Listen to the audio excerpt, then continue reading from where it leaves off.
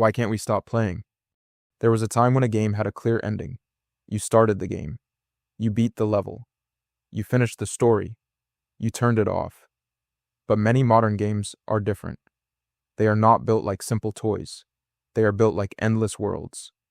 There is always another challenge, another reward, another rank, another event, another season, another reason to come back tomorrow. And the most powerful part is that it does not always feel like pressure. It feels like progress.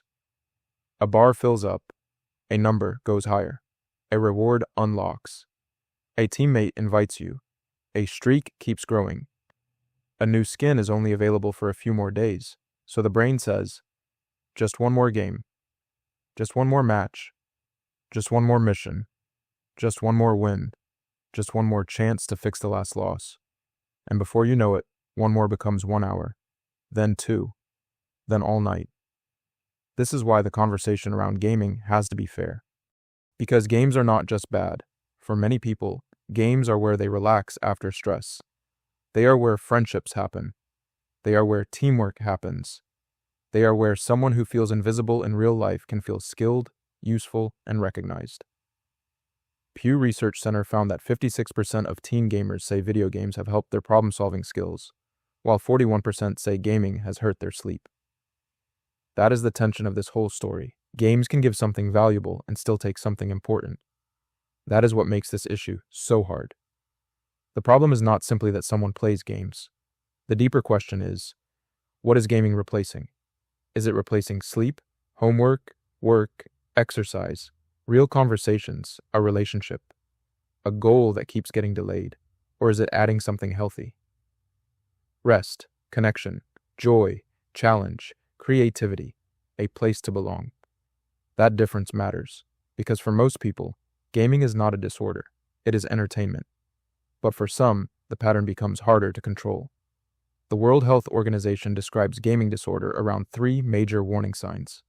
Impaired control over gaming. Gaming becoming a bigger priority than other parts of life, and continuing to game even when it causes negative consequences. That does not mean every person who plays a lot has a problem, but it gives us a useful question. When you try to stop, what happens? Do you feel free to walk away? Or do you feel pulled back? Because modern games are very good at creating reasons to return. They do not just reward skill, they reward consistency. They reward attention. They reward logging in. They reward staying connected. They reward not missing out. And that is one of the strongest forces in gaming. The fear of falling behind.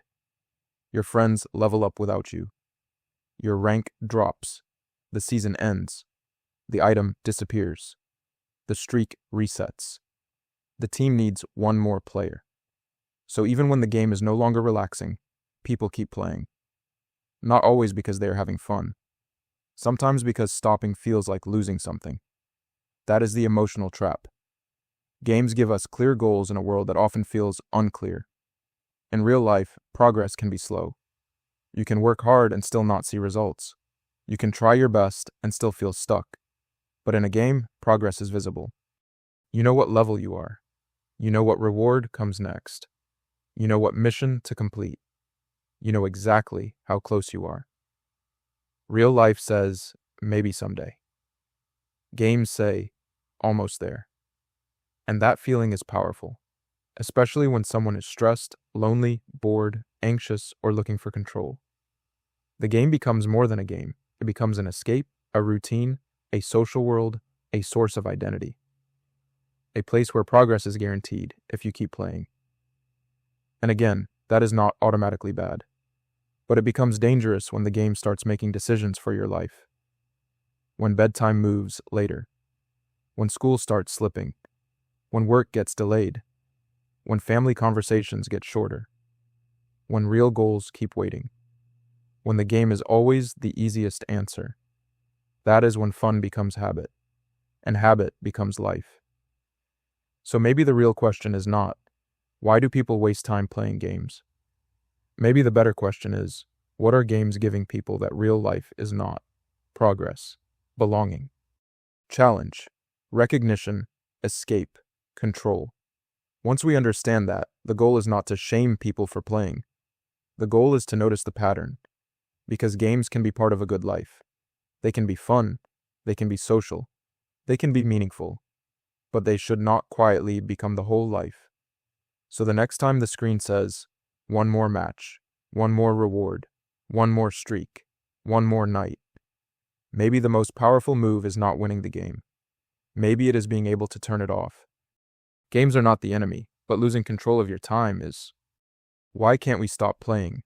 Fun becomes habit. Habit becomes life. Just one more game.